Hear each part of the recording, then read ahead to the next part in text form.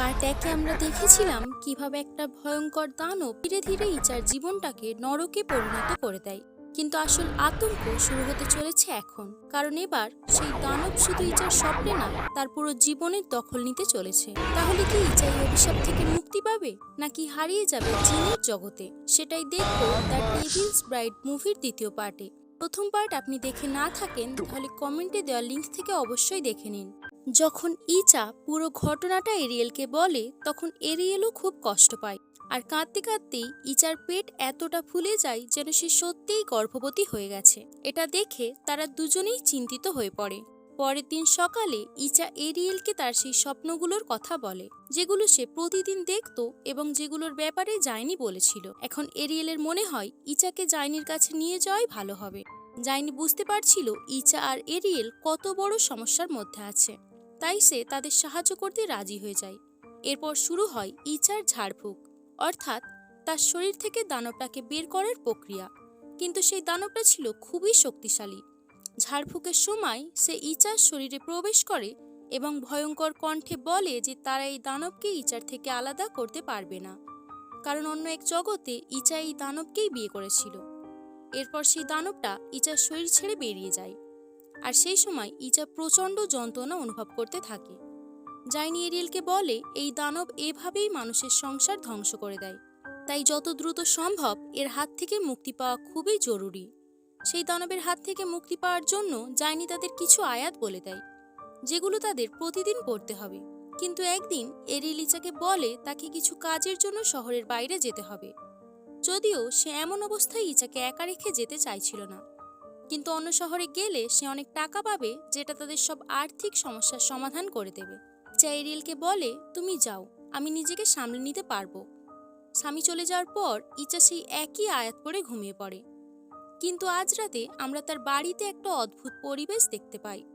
সেই দানবটা আবার ফিরে এসেছিল এবং সে এরিয়েলের অনুপস্থিতির সুযোগ নিতে চলেছিল। পরের দিন সকালে যখন ইচা কাজে যায়, তখন তার সব সহকর্মীদের চোখ বদলে যায়।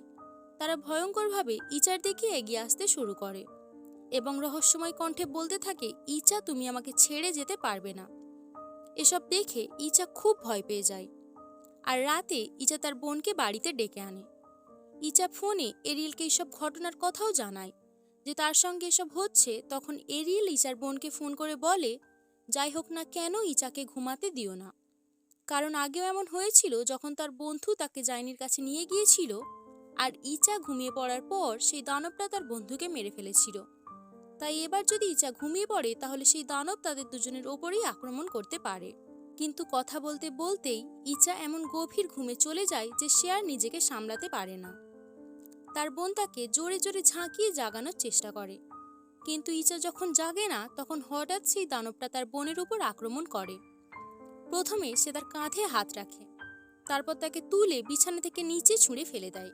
রুম থেকে বেরিয়ে আসে, কিন্তু তখন কোনো অদৃশ্য শক্তি তাকে তুলে দেয়ালে আছাড় মারে, আর সেখানেই সে অজ্ঞান হয়ে পড়ে যায়।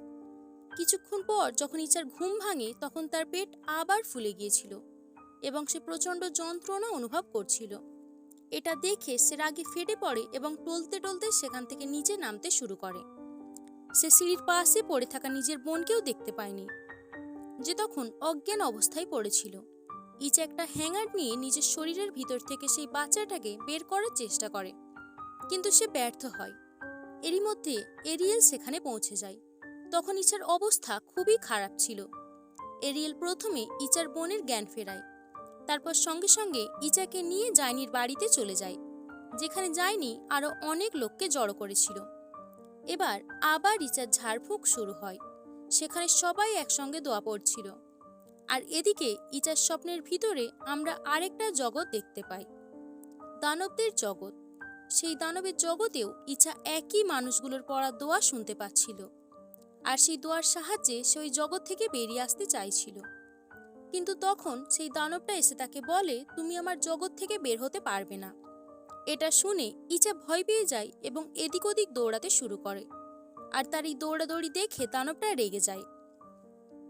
হঠাৎ সে ইচার সামনে এসে পিছন থেকে তাকে শক্ত করে ধরে ফেলে, আর ঠিক সেই মুহূর্ত দানবটা সেই জগতের ভিতরে ইচাকে ধরে বাস্তব জগতেও ইচা পুরোপুরি দানবের কবলে চলে যায়। আর তখন ইচা বিছানা থেকে উঠে যায় এবং তার বিছানাটাও বাতাসে ভেসে ওঠে। তার চোখগুলো দানবের মতো হয়ে গিয়েছিল এবং সে ঠিক দানবদের মতো ভয়ঙ্করভাবে হাসছিল। এগুলো দেখে সেখানে থাকা মানুষগুলো আরো জোরে জোরে দোয়া দরুদ পড়তে শুরু করে, যার কারণে সেই দানবটাও প্রচণ্ড যন্ত্রণা অনুভব করতে থাকে। সেই দানবটা জাইনিকেও ভয় দেখানোর চেষ্টা করে, কিন্তু জাইনি ভয় পায় না। এখন সেই দানবটাও দুর্বল হয়ে পড়তে শুরু করে এবং ইচার উপর থেকে তার নিয়ন্ত্রণ আলগা হয়ে যায়। যখন ইচার তার বিছানা মাটিতে নেমে আসে, তখন এরিয়েল তার কানের কাছে সেই একই আয়াত পড়তে শুরু করে। আর এভাবেই ইচা নিজের স্বপ্ন দেখতে পায় যে এরিয়েল তাকে বলছে, আমার তোমাকে দরকার, আমার জগতে ফিরে আসো ইচা।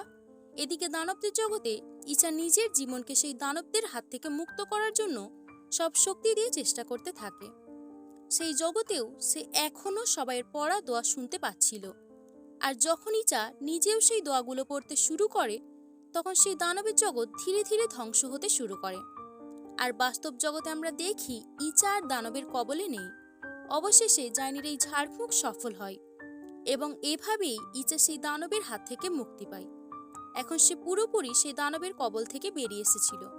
এটা দেখে এরিয়েল আর তার বোন খুব খুশি হয়। গল্পের শেষে আমাদের 6 বছর পরের সময় দেখানো হয়, যেখানে ইচার এখন 2টা সন্তান হয়েছে এবং তাদের জীবন একদম স্বাভাবিক। আমরা দেখি যখন ইচার বাচ্চারা বাইরে খেলছিল, তখন ইচার বোন তাদের বাইরে থেকে আনতে যায়, আর তখনই বাড়ির বাইরে সেই একই দানবটাকে দেখা যায়, যে তখন মানুষের রূপে ছিল। সে ইচার বোনের দিকে খুব রহস্যময়ভাবে তাকিয়েছিল। এখান থেকে বোঝানো হয় যে সেই দানব এখন পুরোপুরি ইচাকে নিজের কবলে নিতে পারছে না, কিন্তু সে এখনো ইচার কাছ থেকে খুব বেশি দূরে যায়নি। একদম শেষে আমাদের সেই আসল মেয়েটিকেও দেখানো হয়, যার জীবনের ওপর এই মুভিটা তৈরি করা হয়েছে। অর্থাৎ এই মুভিটা একটি সত্য ঘটনার উপর ভিত্তি করে বানানো হয়েছে। আর সেই মেয়েটির ইন্টারভিউ দেখানোর মাধ্যমেই মুভিটা শেষ হয়ে যায়। মুভিটি আপনাদের কেমন লেগেছে তা কমেন্ট করে অবশ্যই জানাবেন, আর লাইক সাবস্ক্রাইব করতে একদম ভুলবেন না।